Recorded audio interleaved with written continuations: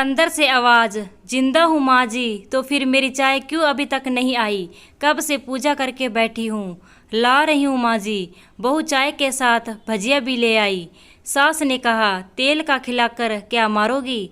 बहू ने कहा, ठीक है माँ जी, ले जाती हूँ। सास ने कहा, रहने दे, अब बना दिया है तो खा लेती हूँ। सास ने भजिया उठाई और कहा, कितनी गंदी भजिया बनाई है तुमने। बहू, माँ जी, मुझे कपड़े धोने हैं, मैं जाती हूँ। बहू दरवाजे के पास छिपकर खड़ी हो जा गई। सास भजिया पर टूट पड़ी और पूरी भजिया ख़त्म कर दी।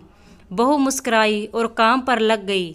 दोपहर के खाने का वक्त हुआ। सास ने फिर आवाज़ लगाई, कुछ खाने को मिलेगा?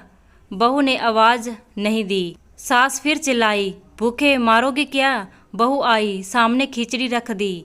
सास गुस्से से, ये क्या है? मुझे इसे नहीं खाना, इसे ले जाओ।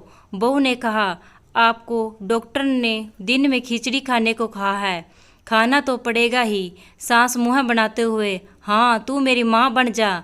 बहू फिर मुस्कुराई और चली गई। आज इनके घर पूजा थी। बहू सुबह 4 बजे से उठ गई। पहले स्नान किया, फिर फूल लाई, माला बनाई, रसोई साफ की, पकवान और भोज बनाया। सुबह के 10 बज गए। अब सास भी उठ चुकी थी। बहू अब पंडित जी के साथ भगवान के वस्त्र तैयार कर रही थी। आज ऑफिस की छुट्टी थी। उनके पति भी घर पर थे। पूजा शुरू हुई। सास चिल्लाती हुई, बहू ये नहीं है, वो नहीं है। बहू दौड़ी दौड़ी आती और सब करती। अब दोपहर के 3 बज गए थे। आरती की तैयारी चल रही थी। पंडित जी ने सबको आरती के लिए बुलाया और सबके हाथों में थाली दी। जैसे ही बहू ने थाली पकड़ी, थाली हाथों से गिर पड़ी। शायद भोज बनाते हुए बहू के हाथों में तेल लगा था, जिसे वो पोंछना भूल गई थी। सारे लोग तरह तरह की बातें करने लगे। कैसी बहू है, कुछ नहीं आता, एक काम भी ठीक से नहीं कर सकती, ना जाने कैसी बहू उठा लाए, एक आरती की थाली भी संभाल नहीं सकी।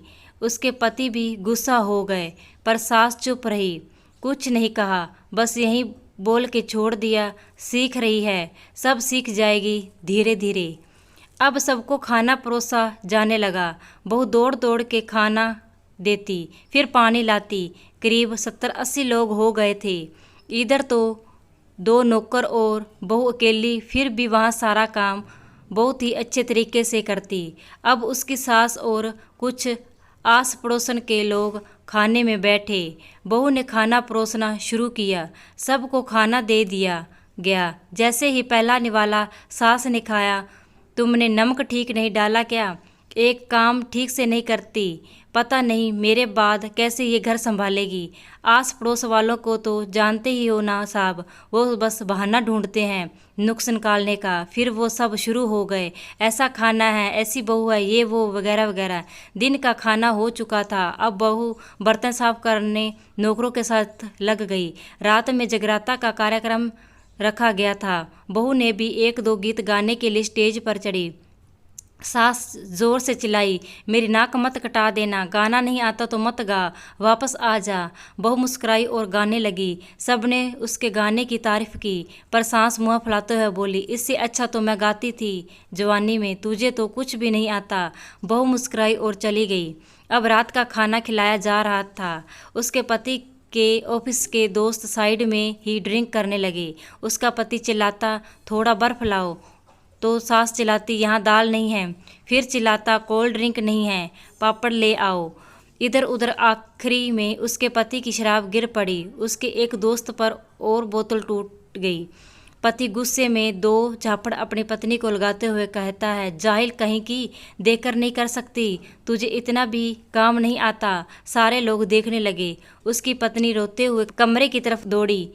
फिर उसके दोस्त ने कहा, क्या यार, पूरा मूड खराब कर दिया, यहाँ नहीं बुलाया होता, हम कहीं और पार्टी कर लेते। कैसी अनपढ़ गवार बीबी ला रखी है तूने, उसे तो मेहमानों की इज्जत और काम करना तक नहीं आता। तुमने तो हमारी बेइज्जती कर दी। अब आस पड़ोस की औरतों को और बहाना मिल गया था। वो कहने लगी, देखो क्या कर दिया तुम्हारी बहू ने, कोई काम ही नहीं है। मैं तो कहती हूँ अपने बेटे की दूसरी शादी करा दो, छुटकारा पाओ इस गवार से। सास उठी और अपने बेटे के पास जाकर उसे थप्पड़ मारा और कहा, अरे नालायक, तुमने मेरी बहू को मारा, तेरी हिम्मत कैसे हुई, तेरी टांग तोड़ दूंगी। उसके बेटे के दोस्त कुछ कहने ही वाले थे कि उसकी माँ ने घूरते हुए कहा, चुप, बिल्कुल चुप, यहाँ दारू पीने आए हो, जबकि पता है आज पूजा है और तुम्हें पार्टी करनी है। ऐसे संस्कार दिए हैं तुम्हारे माता पिता ने। और किसने मेरी बहू को जाहिल बोला, जरा इधर आओ, चप्पल से मारूंगी अगर मेरी बहू को किसी ने शब्द भी कहा तो। अरे पापी, तूने उस लड़की को बस इसलिए मारा कि तेरी शराब टूट गई। पापी, वो बच्ची सुबह 4 बजे से उठी है, घर का सारा काम कर रही है, ना सुबह से नाश्ता किया ना दिन का खाना खाया, फिर भी हंसते हुए सबकी बातें सुनते सुनते ताने सुनते हुए घर के काम में लगी रही। तेरे यार दोस्त को वो अच्छी नहीं लगी, जूते से मारूंगी तेरे दोस्तों को जो कभी उन्होंने ऐसा कहा। उसके यार दोस्त चुपके से खिसक लिए। अब सास बहू के कमरे में गई और बहू का हाथ पकड़कर बाहर लाई। सबके सामने कहने लगी, किसने कहा था अपनी बहू को घर से निकाल के दूसरी बहू ले आना, जरा सामने आओ। कोई सामने नहीं आया। फिर सास ने कहा, तुम जानते भी हो क्या हो इस लड़की के बारे में? ये मेरी माँ भी है, बेटी भी है। माँ इसलिए मुझे गलत काम करने पर डांटती है और बेटी इसलिए कभी कभी मेरी दिल की भावनाएं समझ जाती है। मेरी दिन रात सेवा करती है, मेरे 1000 ताने सुनती है, पर एक शब्द भी गलत नहीं कहती, ना सामने ना पीठ पीछे। और तुम कहते हो दूसरी बहू ले आऊं। याद है ना चुटकी की दादी, अपनी बहू की करतूत। सास ने गुस्से से पड़ोस की महिला को कहा, अब पिछले हफ्ते ही तुम्हें मियाँ बीवी भूखे छोड़ घूमने चले गए थे।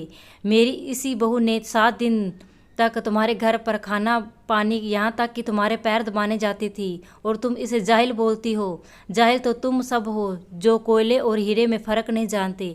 अगर आइंदा मेरी बहू के बारे में किसी ने एक लफ्ज़ भी बोला तो मुझसे बुरा कोई नहीं होगा, क्योंकि ये मेरी बहू नहीं, मेरी बेटी है। बहू सिसकियाँ लेते हुए फिर कमरे में चली गई। सास ने एक प्लेट उठाई और भोजन परोसा, बहू के कमरे में खुद ले गई। सास को भोजन लाते देखा तो बहू ने कहा, अरे माँ जी, आप क्या कर रही हो, मैं खुद लेती।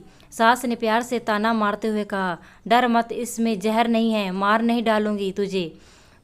तुझे नई सास चाहिए होगी, पर मुझे अभी भी तू ही मेरे घर की बहू चाहिए। बहू ने अपनी सास को रोते हुए गले से लगा लिया। सास भी रो दी पहली बार और कहा, चल खाना खा ले। फिर मजाक करते हुए कहा, फिर मेरे पैर दबाने चले आना, और ये ख्याल मन में मत लाना कि सास पैर बोलती है। किसी दिन मैं इसका गला दबा दूंगी, क्योंकि कभी मैं भी यही सोचती थी। दोनों खूब हंसने लगती है।